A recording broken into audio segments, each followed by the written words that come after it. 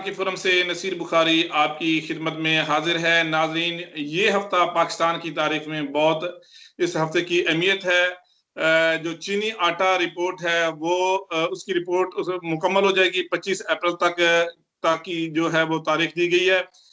इसके साथ साथ हम देखेंगे कि जो नैब ने इस इशू पे नोटिस लिया है।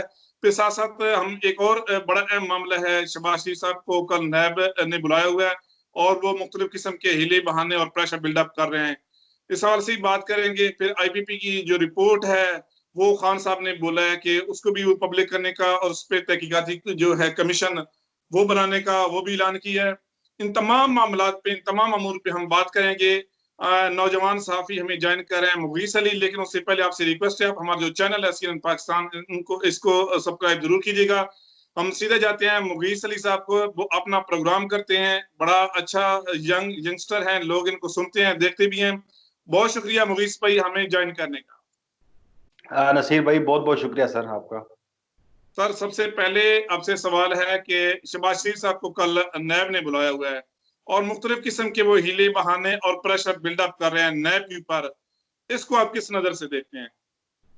नसीर भाई, पहले आपने देखा होगा कि 17 अप्रैल को जब नैब ने बुलाया था तो शहबाज शरीफ ने अपनी एक वजह बताई थी। कहा था कि मैं बहुत बीमार आदमी हूं, मेरी एज भी ज्यादा है, कोरोना वायरस की वजह से मैं घर से बाहर नहीं निकल पाता, तो इसलिए मुझे ना बुलाया जाए, कोरोना वायरस खत्म होने के बाद मैं फिर पेश होऊंगा। लेकिन आपने देखा होगा कि एक मफरूर मुलजम इसहाक डार है जो मईशत को तबाह करके भाग गया पाकिस्तान से, उसे भी नैब बुलाते रही, वो पेश नहीं हुआ।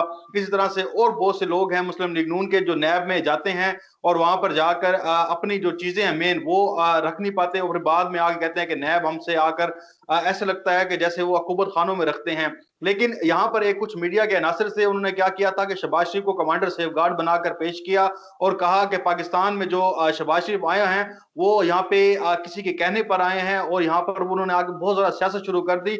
बहुत से साफियों ने यह तक कहा कि जनाब इनके पास, शहबाज शरीफ के पास जो है रिपोर्ट्स हैं वो उस्मान बुज़दार और प्राइम मिनिस्टर से भी ज्यादा हैं। लेकिन फिर बाद में जब पता चला कि जब इस कमांडर सेफ गार्ड को नैब ने बुलाया तो इनके हाथ पांव फूल गए और उन्होंने एक बहाना नया तलाश कर लिया कि यार अब तो कोरोना वायरस है, हम नहीं पेश हो सकते।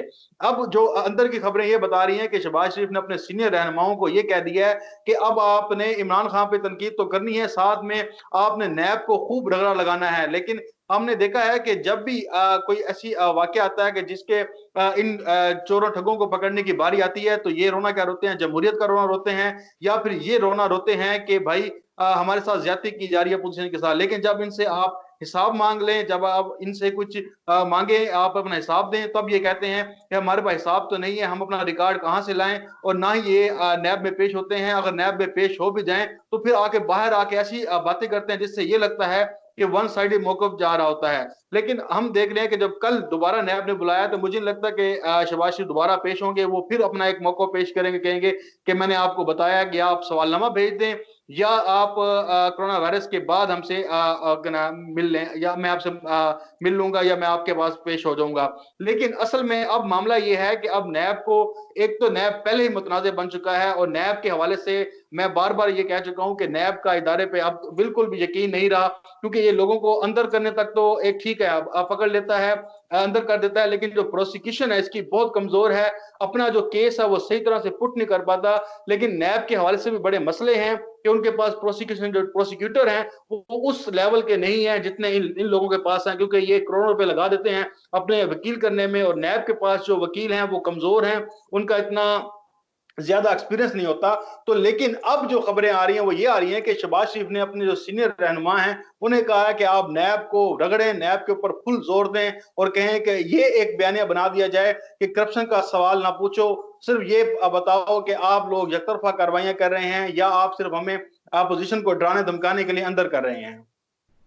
मुगीसरी साहब, आप इस्लामाबाद में बैठे हैं, दारुल हुकूमत में बैठे हुए हैं। एक और इसके साथ मिलती जुलती जो खबर है वो भी गर्दिशें कर रही हैं कि शहबाज शरीफ साहब जो लंदन से वापस पाकिस्तान पहुंचे हैं, उनको यकीन दिलाया गया था कि आपको वज़ीर आज़म बनाया जाएगा, कौमी हुकूमत बनाई जाएगी।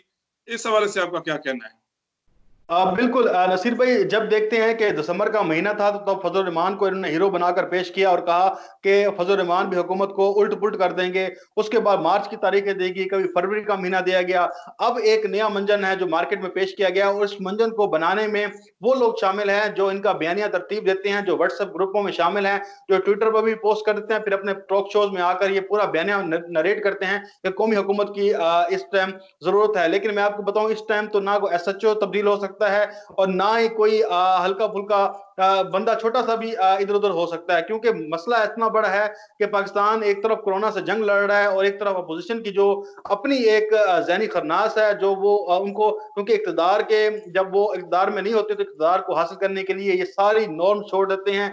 ना इन्हें जमहूरियत का ख्याल होता है, ना इन्हें पार्लियामेंट का ख्याल होता है, ना ही अवाम के वोटों का तकद्दुस का ख्याल होता है। लेकिन जब ये अपोजिशन में जाते हैं तो इनको वोट को इज्जत दो को भी याद आ जाती है, पार्लियामेंट का तकद्दुस भी याद आ जाता है। अब ये कौमी हुकूमत से क्या मुराद है? कौमी हुकूमत तब आ सकती है जब पार्लियामेंट का इजलास बुलाया जाएगा, जब वहां पे डिबेट होगी या कुछ और मामला होंगे। अभी पार्लियामेंट का इजलास जो भी अगर बुलाया भी जाएगा तो वीडियो कॉन्फ्रेंस के जरिए बुलाया जाएगा, उसका इस तरह से इम्पैक्ट नहीं होगा। तो ये जो कौमी हुकूमत बनाने का और इस तरह की जो शोषी छोड़ने का एक है, वो ये है कि आप हुकूमत को कमजोर करें, जितना कमजोर कर सकते हैं, लोगों में एक अफरा तफरी फैलाएं कि हुकूमत आज जा रही है, कल जा रही है। लेकिन मैं आपको ये बता दूं कि ये हुकूमत 5 साल पूरे करने जा रही है। अपोजिशन जितना मर्जी बवेला मचा ले, जो कुछ मर्जी कर ले, क्योंकि एस्टेब्लिशमेंट और इमरान खान की जो गोटी है वो बिल्कुल फिट है। और वहां पर हमें कुछ नजर नहीं आ रहा कि ऐसा कि नजर आए कि इन दोनों में इख्तलाफात हैं, या इमरान खान ने ऐसा कौन सा गुनाह कर दिया है कि वो हुकूमत उनसे ले ली जाए।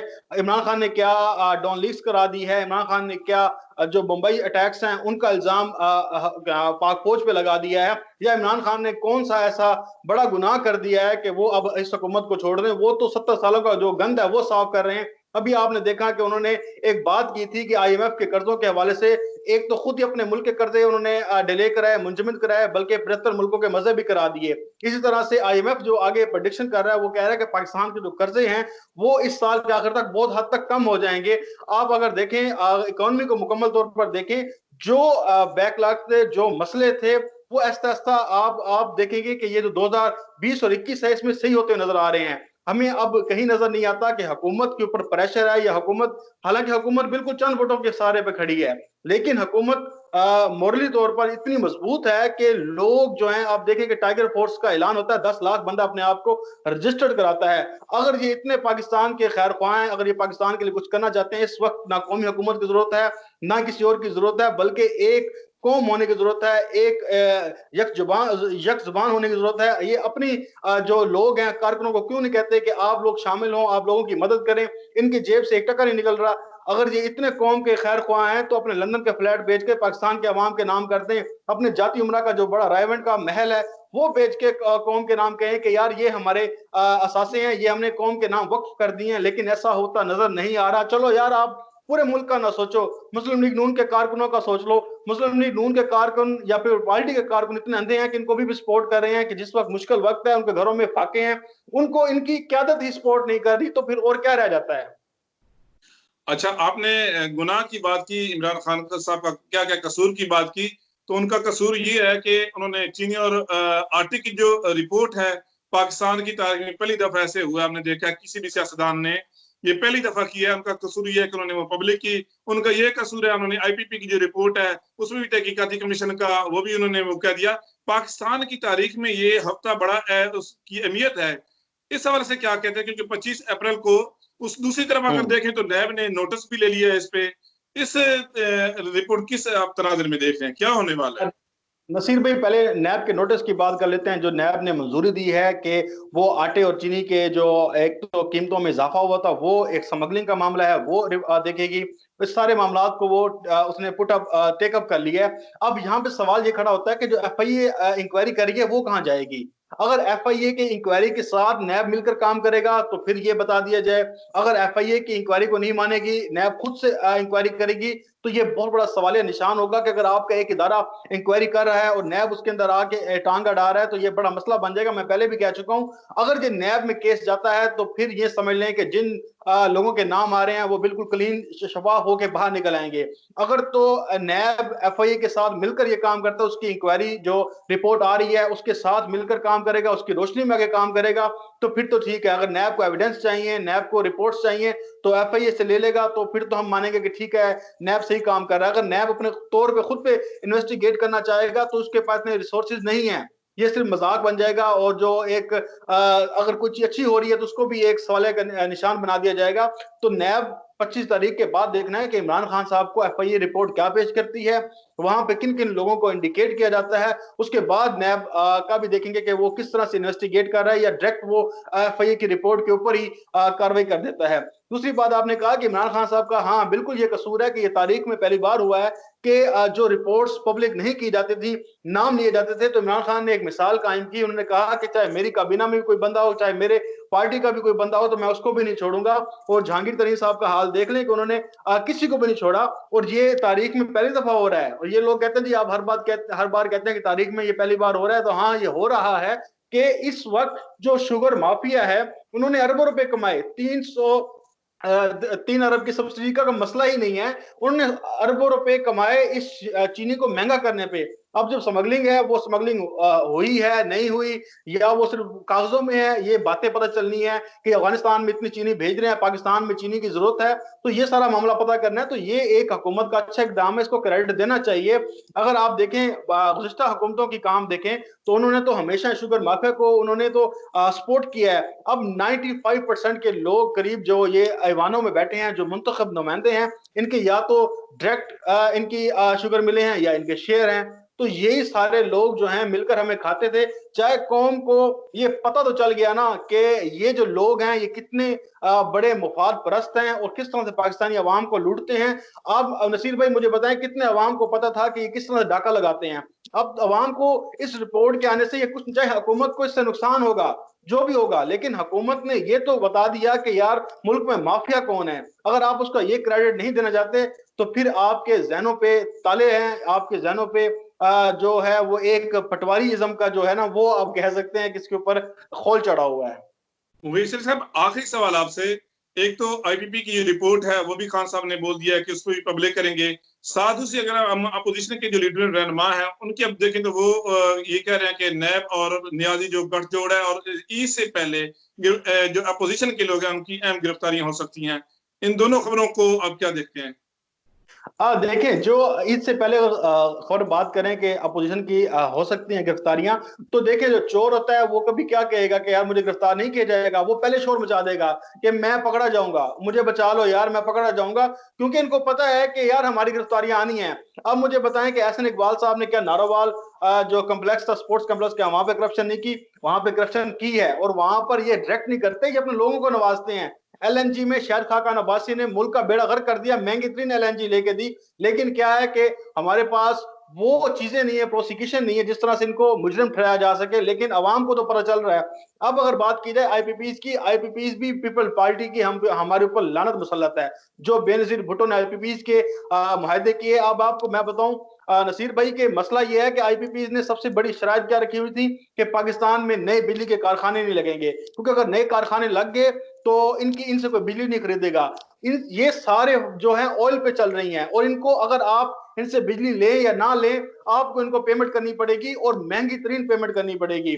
इन्होंने क्या किया कि इलेक्ट्रिक कोई पाकिस्तान में नया मंसूबा नहीं लगा पाएगा, इसलिए लगाएगा कि अगर वो लगा देंगे तो आईपीपी से कौन बिजली खरीदेगा। ये प्राइवेट ऑर्गेनाइजेशन है जो हमारे मुल्क में मुसल्लत की थी बेनजीर भुट्टो ने, और वहां पर तकरीबन 4800 अरब है, या मैं भूल रहा हूं, इतने करीब इन्होंने करप्शन की है पाकिस्तान के अंदर। अगर जी आईपीपीज की इंक्वायरी रिपोर्ट आ रही है या इसके ऊपर तहकीकात क्या कहा गया है तो बड़ी अच्छी बात है। और मैं आपको ये भी बताऊं कि इसके अंदर हुकूमती लोग भी शामिल हैं, और उनको भी कैफरे किरदार तक पहुंचाना चाहिए कि ये लोग कैसे स्टेक होल्डर बन गए हैं। ये नदीम तो बाबा फिर साहब और मुख्तलिफ इस तरह के जो नाम आ रहे हैं, बड़े बड़े नाम आ रहे हैं इसमें।